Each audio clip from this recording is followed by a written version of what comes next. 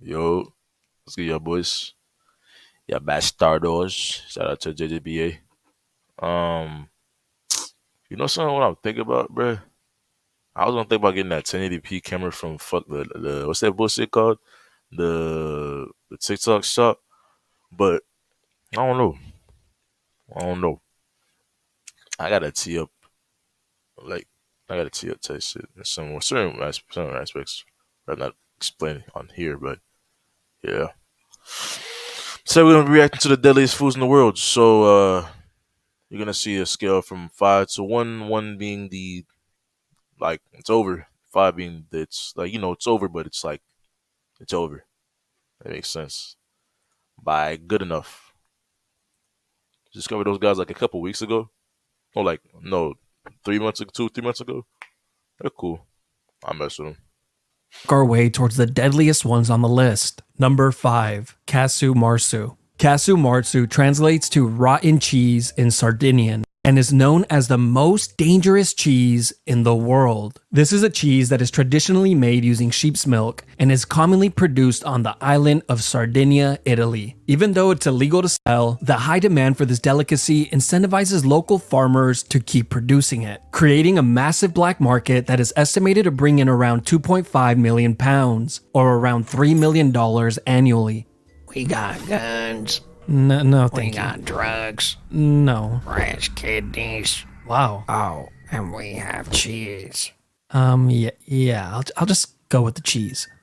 The reason this cheese is so dangerous is simply because of the way that it is made, which first starts with the wheel of pecorino cheese. It is then introduced to cheese flies, where they will begin to lay their eggs inside it, and in a matter of It lost me at flies. hours to a few days, these eggs become larvae. And around the 40th day, the cheese is completely infested with flies and thousands of maggots. For the next 2 to 3 months, the maggots are left to gorge themselves with the cheese, so they can, well, poop it back out. And that's the magical ingredient here, since the poop gives the cheese its sought after flavor and texture. And honestly, the texture does look amazing. I'll give them that. But when it's time to consume the rotten cheese, expect to get around a dozen maggots with every single bite, since they are never removed. Scientists and health officials have warned that there's always a possibility that the larvae could survive a person's stomach acid and make their way into the intestines, a condition called pseudomyiasis, where the person's intestines become completely infested with maggots, surviving by consuming the person instead, successfully pulling off the sneakiest Uno reverse card. Even though this condition is rare, I don't think I would be willing to risk it all for a taste of this deliciously textured cheese. Well, maybe just one bite.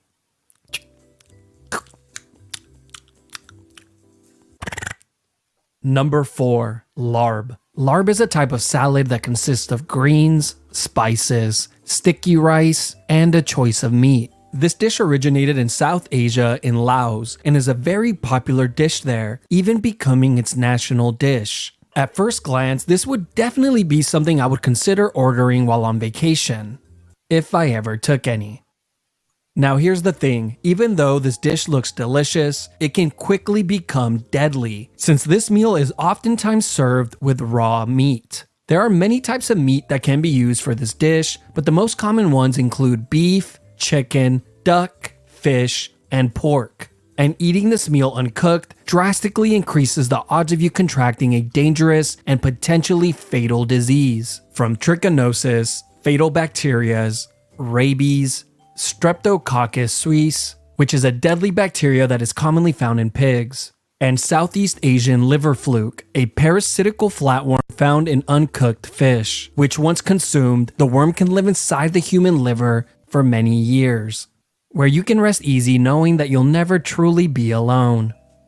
There have been many cases throughout the years where this meal has directly led to human fatalities, like in 2019 in Thailand, where a total of 265 people contracted Streptococcus suis after consuming larb, and sadly, 23 of those people would end up losing their lives. Number 3, Sanakji. In Korea, sannakji could be enjoyed multiple different ways, but let's cover the least deadly one first Tasty. and the most common. Sannakji is a raw dish consisting of the long arm octopus, which is killed just moments before it's to be served. Here, the octopus's body and legs are chopped into pieces and drizzled with sesame oil, and by the time this makes it onto your plate, the legs will still be moving. As you begin to eat, the octopus's suckers will begin to suction onto your tongue and throat, making it difficult to swallow. But I know that if I ever came face to face with this meal, I would have no choice but to totally crush it. Since I have talked way too much of a big game, watching people struggle as they eat disgusting foods on the challenge.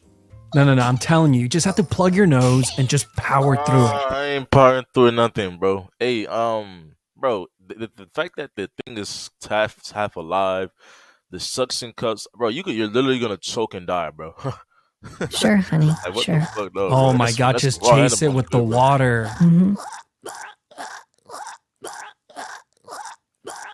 He's wasting so much time. Yeah. So I have a lot to prove. Now, the second method, on the other hand, is much more challenging and poses a much greater risk of death. And honestly, it's more of a one-on-one fight rather than an actual meal. Here, the octopus reaches your plate fully intact and alive, where it is then tightly wrapped around a chopstick, dipped in sesame oil, and shoved into your mouth. But who are they kidding? The sesame oil is not meant to enhance the meal. It is simply used to rig the fight in the cheating human's favor, as it will now serve as a lubricant. And as soon as the 1v1 starts, the octopus begins to attack, squirming to find its way out, frantically suctioning on to whatever it can get a hold of. But if you're the human, you must completely focus on your chewing. Soon your hands begin to get sweaty, and within seconds, you begin to break out into a mental panic, questioning yourself, thinking that this might have been a mistake. With your heart beginning to race, you try and cover up your fear by chewing harder and faster. And you have now convinced yourself that it's now or never. It's time to attempt the swallow. But there's a problem. The octopus is still moving.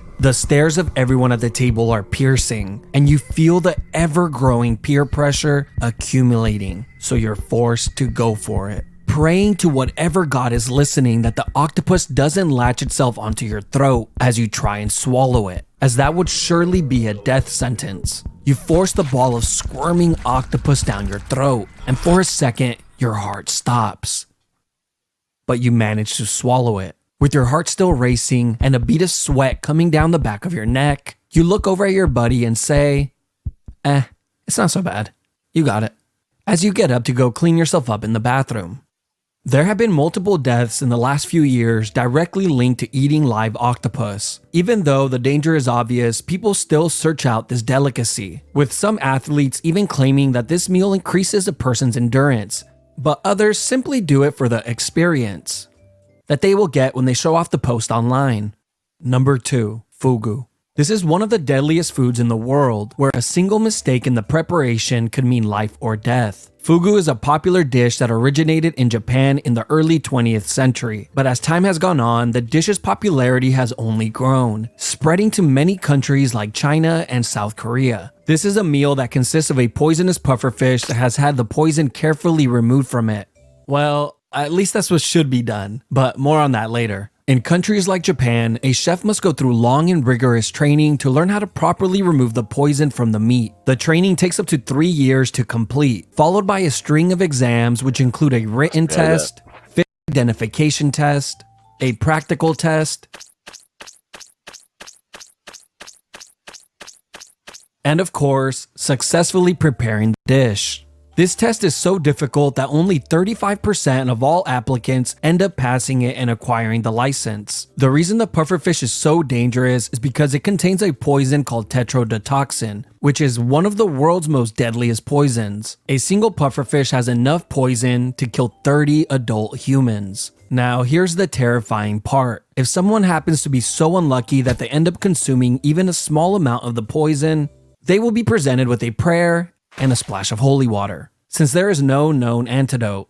The poison kicks in shortly after eating it, with your muscles becoming completely paralyzed, and eventually it could cause you to stop breathing.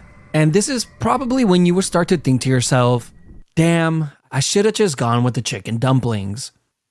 The deadliest year ever recorded was in 1958, when 176 people lost their lives to this food alone. Today in Japan, the odds of you dying from fugu are very, very slim, as long as you order from a licensed restaurant, since most deaths in recent history have come from people who attempted to prepare the dish at home. But sometimes pure evil and selfishness increased the death rate even higher. Like in 2004, when fish vendors in Thailand tricked people for 3 years by dyeing the pufferfish meat red and telling buyers that the meat they were selling was salmon, leading to 115 people needing to be hospitalized, and 15 of them sadly losing their lives. Number 1. Wild and exotic wet markets. Now, of course, this had to be number 1 on the list, since a single meal from one of these wet markets carries the greatest risk to human health. This is one of the rare instances where a single meal consumed by an individual doesn't just affect the person eating it, it could potentially affect every person on the planet.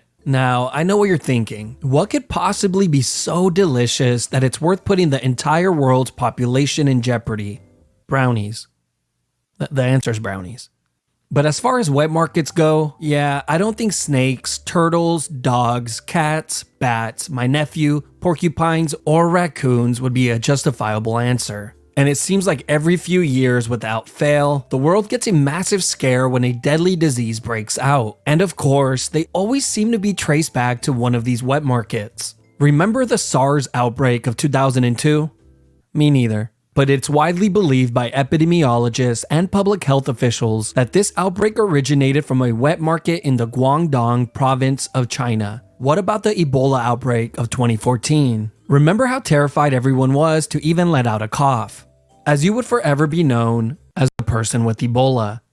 The origins of the 2014 Ebola outbreak was traced to a small child whose family regularly hunted and consumed the bats. Sure, this wasn't a wet market, but it easily could have been. And last but not least, as we all know, the recent pandemic we just had is widely believed to have originated in China from a bat in the Wuhan wet market. These are just a few of the diseases that have caused a massive scare in recent times. But here are some other diseases that are known to be present in these wild and exotic wet markets. The reason these wet markets pose such a hazard to humans is largely on the fact that almost all the meat will be cross-contaminated by the time it's sold, since being sanitary is not really of the utmost importance. This, included with the close proximity of wild animals, makes it easy for diseases from animals to infect humans. And the hot and humid conditions in a lot of these markets make it a perfect place for the growth of bacteria and spread of disease. Or possibly something even worse.